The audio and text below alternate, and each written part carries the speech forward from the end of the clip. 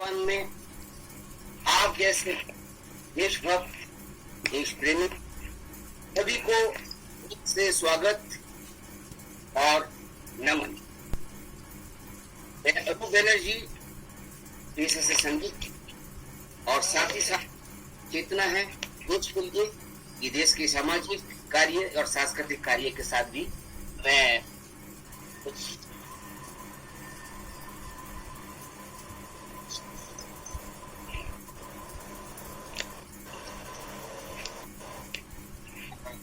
व्यक्ति जो संचालन करने वाले हैं, इस कार्यक्रम का संपूर्ण संचालन करने वाले हैं, वो है अनीता सक्सेना। अनीता सक्सेना आपका पेशा से वो जब बैंक में सीनियर मतलब मैनेजमेंट के पोस्ट में रहे और साथ साथ पब्लिक सोशल लाइफ के साथ भी बहुत ज्यादा वो जुड़े रहे और अभी प्रेजेंटली वो प्रचार में है। राष्ट्रीय सेविका समिति दिल्ली प्रांत के वो सह प्रमुख है। तो अनीता जी को मैं स्वागत करूंगा। नमस्कार अनीता जी, सबसे दिल से जुड़े हुए हैं। इसके बाद में जो और एक हमारे मित्र हैं, मित्र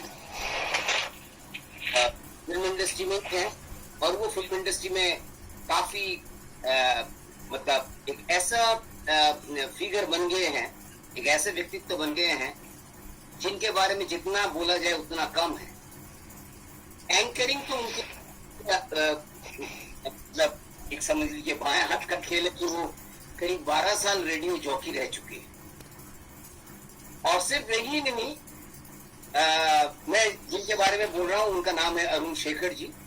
और सिर्फ यही नहीं, लेखन में वॉइसिंग, यहाँ हमारे यहाँ वॉइसिंग के होते हैं, आप बड़े बड़े कलाकारों की आवाज सुनते हैं लेकिन उसके वॉइसिंग दूसरे को ही देते हैं। वॉइसिंग में, निर्देशन में, नाटक में कम से कम 50 नाटकों में उन्होंने काम कर चुके हैं और उनके पुस्तक भी बहुत वो प्रकाशित हो चुके हैं। तो अरुण जी भी हमारे बीच में है और मैं उनको हाथ जोड़ के नमस्कार करता हूं और स्वागत करता हूं।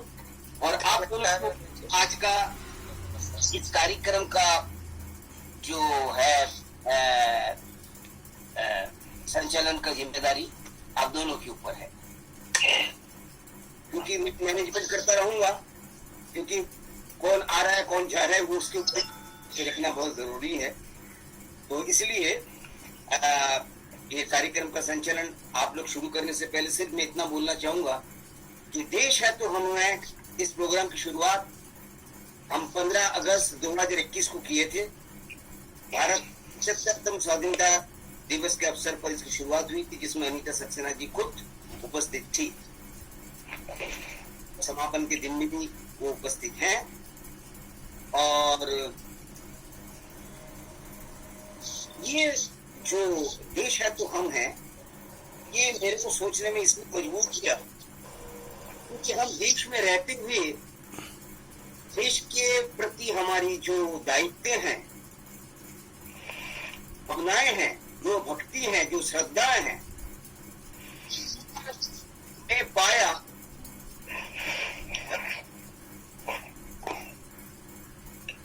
मिटता जा रहा है।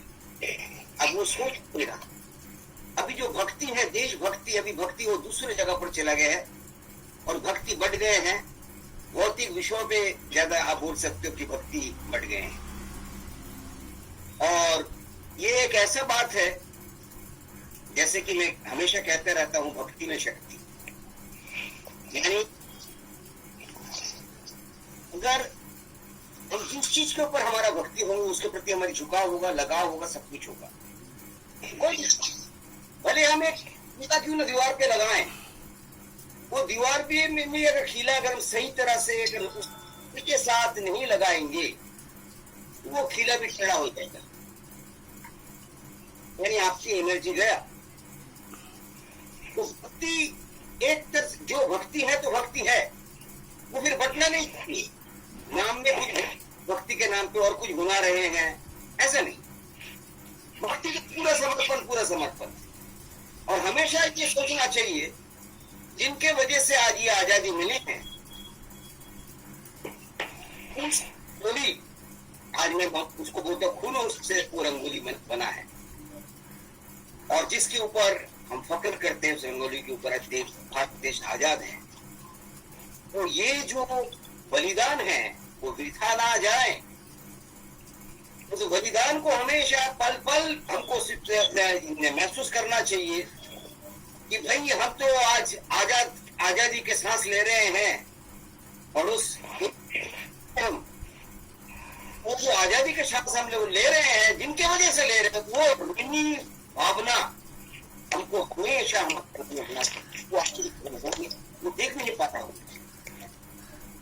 क्योंकि अगर इतना नहीं होता तो देश का जो विकास गति, जो रेट, वो बहुत जबरदस्त है। लेकिन आज पिछले कुछ सालों से मैं किसी निर्दिष्ट राजनीतिक पार्टी को ना तो बढ़ाना चाहूंगा, ना नीचे करना चाहूंगा, लेकिन जो सही है, सही को सही बोलना तो सभी का बनता है। वाकई विकास का दर, विकास का ग्रोथ रेट, हर चीज में विकास और विकास हम लोग देख रहे हैं इन कुछ सालों में। इसमें कोई नकारा नहीं कर सकते बातों में। तो चलिए एक काम शुरू करते हैं।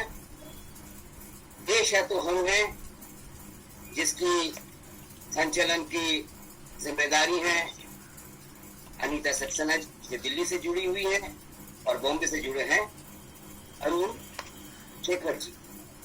तो ये लोग ऑल्टरनेटली एक जो जिनके परिचय इनके पास पहुंच गए हैं, वो उनके बारे में बताएंगे और अपना वो फिर वक्तव्य रखेंगे। चलिए अनीता जी, अभी आपसे शुरुआत करें। नमस्कार। आप सभी का इस कार्यक्रम में बहुत बहुत अभिनंदन सबका, और बधाई कि हम आज 73वां अपना गणतंत्र दिवस मना रहे हैं। तो जो हमारे बलिदानों ने, हमारे महापुरुषों ने, जो बलिदानियों ने, जो हमारे लिए देश की आज़ादी के लिए बलिदान दिए अपने, उसको संभाल के रखना इस देश की दायित्व था, जिम्मेदारी थी।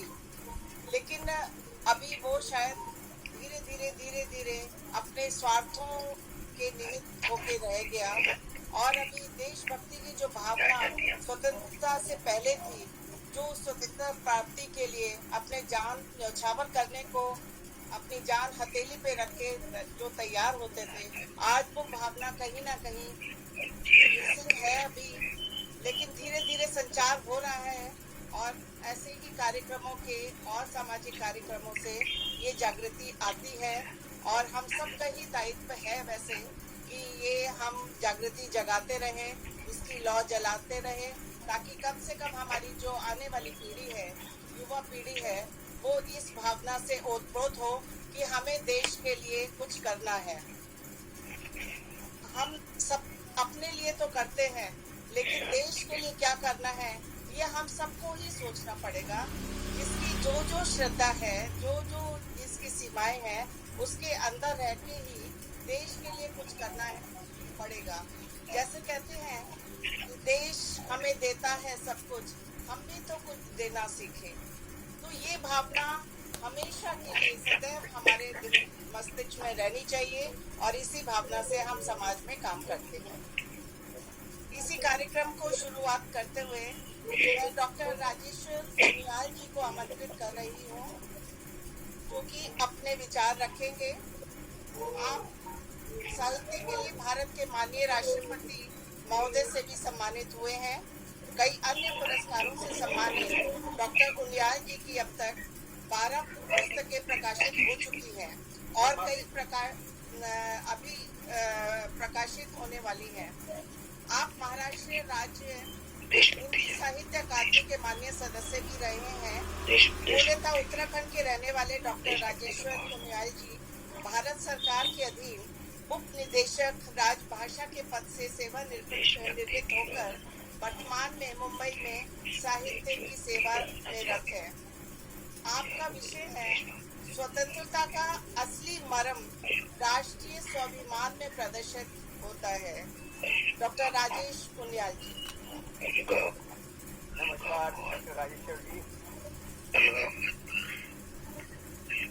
डॉक्टर राजेश्वर जी, आपका स्वागत है।